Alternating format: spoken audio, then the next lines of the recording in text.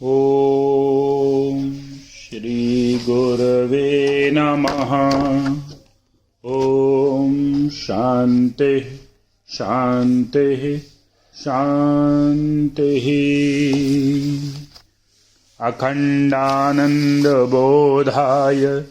शिष्यसन्तापहारिणे सच्चिदानन्दरूपाय रामाय गुरवे नमः।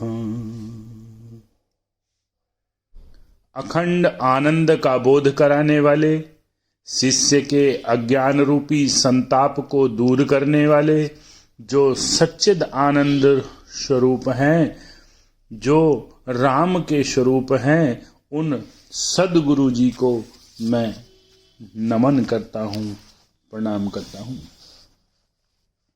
प्रणाम भगवान। स्वामी विवेकानंद जी के दिव्य ग्रंथ ज्ञान योग के अद्भुत चैप्टर आत्मा के चौथे भाग को प्रस्तुत कर रहे हैं भगवान, जिसमें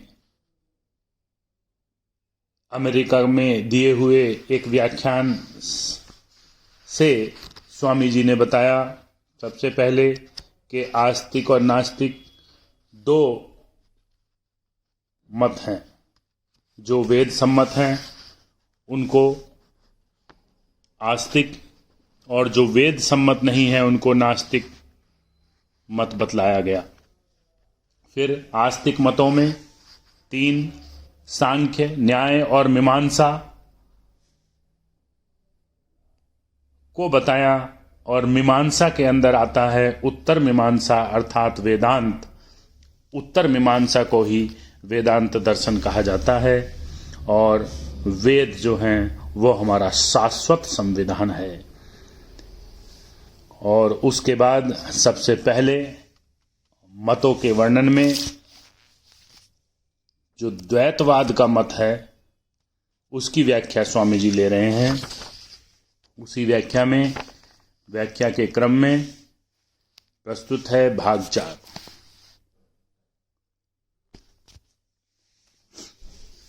द्वैतवादियों का एक दूसरा विचित्र सिद्धांत यह है कि सभी आत्माएं कभी न कभी मोक्ष को प्राप्त कर ही लेंगी, कोई भी छूटेगी नहीं।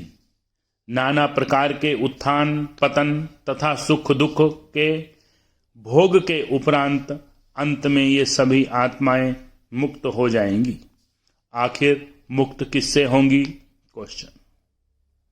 सभी हिंदू संप्रदायों का मत है कि इस संसार से मुक्त हो जाना है, न तो यह संसार जिसे हम देखते और अनुभव करते हैं, और न वह जो काल्पनिक है अच्छा और वास्तविक हो सकता है, क्योंकि दोनों ही शुभ और अशुभ से भरे पड़े हैं।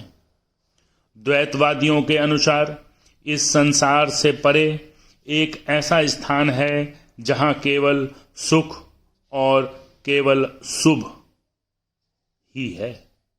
जब हम उस स्थान पर पहुंच जाते हैं तो जन्म मरण के पास से मुक्त हो जाते हैं। कहना न होगा कि यह कल्पना उन्हें कितनी प्रिय है। वहां न तो कोई व्याधि होगी और न मृत्यु। वहां शाश्वत सुख होगा और सदा वे ईश्वर के समक्ष रहते हुए परम आनंद का अनुभव करते रहेंगे। उनका विश्वास है कि सभी प्राणी, कीट से लेकर देवदूत और देवता तक, कभी न कभी उस लोक में पहुंचेंगे ही जहां दुख का लेश भी न होगा। किंतु अपने इस जगत का कभी अंत नहीं होगा। तरंग की भांति यह सतत चलता रहेगा। निरंतर परिवर्तित होते रहने के बावजूद इसका कभी अंत नहीं होता। मोक्ष प्राप्त करने वाली आत्माओं की संख्या अपरिमित है। उसमें से कुछ तो पौधे में हैं, कुछ पशुओं में, कुछ मनुष्यों में, कुछ देवताओं में है, पर सब के सब उच्चतम देवता भी अपूर्ण है, बंधन में है। यह बंधन क्या है? जन्म और मरण की अपरिहार्यता। उच्चतम देवों को भी मरना पड़ता है। देवता क्या है?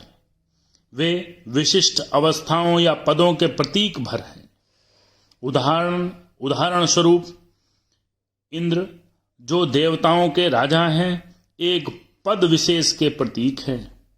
कोई अत्यंत उच्च आत्मा इस कल्प में उस पद पर विराजमान है और इस कल्प के बाद वह पुनः मनुष्य के रूप में पृथ्वी पर अवतरित होगी और इस कल्प में जो दूसरी उच्चतम आत्मा होगी वह उस पद पर जाकर आसीन होगी। ठीक यही बात अन्य सभी देवताओं के बारे में भी है। वे विशिष्ट पदों के प्रतीक भर हैं, जिन पर एक के बाद एक करोड़ों आत्माओं ने काम किया है और वहां से उतरकर मनुष्य का जन्म लिया है, जो मनुष्य फल की आकांक्षा से इस लोक में परोपकार और अच्छे काम करते हैं और स्वर्ग अथवा यश प्राप्ति की आशा करते हैं, वे मरने पर देवता बनकर अपने किए कर्मों का फल भोगते हैं। किंतु यह मोक्ष नहीं है। मोक्ष फल की आशा रखने से नहीं मिलता। मनुष्य जिस किसी भी चीज की आकांक्षा करता है, ईश्वर उसे वह देता है। आदमी शक्ति चाहता है, पद चाहता है, देवताओं की भांति सुख चाहता है। उसकी इच्छाएं तो पूरी हो जाती हैं, पर उसके कर्म का कोई शाश्वत फल नहीं होता। एक निश्चित अवधि के बाद उसके पुण्य का प्रभाव समाप्त हो जाता है, चाहे वह अवधि कितनी ही लंबी क्यों न हो। उसके समाप्त होने पर उसका प्रभाव समाप्त हो जाएगा और तब वे देवता पुनः मनुष्य हो जाएंगे और उन्हें मोक्ष प्राप्ति का फिर दूसरा अवसर मिलेगा। निम्न कोटि के पशु क्रमशः मनुष्यत्व की ओर बढ़ेंगे, फिर देवत्व की ओर, और तब शायद पुनः मनुष्य बनेंगे अथवा पशु हो जाएंगे। यह क्रम तब तक चलता रहेगा जब तक वे वासना से रहित नहीं हो जाते,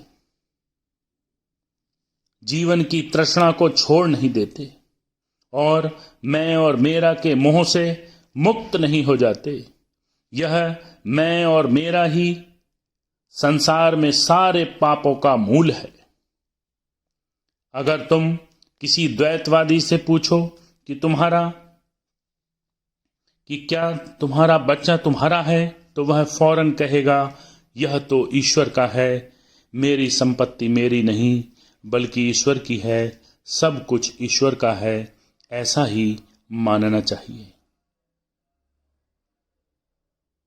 भारत में ये द्वैतवादी पक्के निरामिष और अहिंसावादी हैं, किंतु उनके ये विचार बौद्ध लोगों के विचारों से भिन्न हैं। किस तरह से भिन्न है, इसके लिए 5वां भाग लेंगे। ओम शांति शांति शांति। प्रणाम।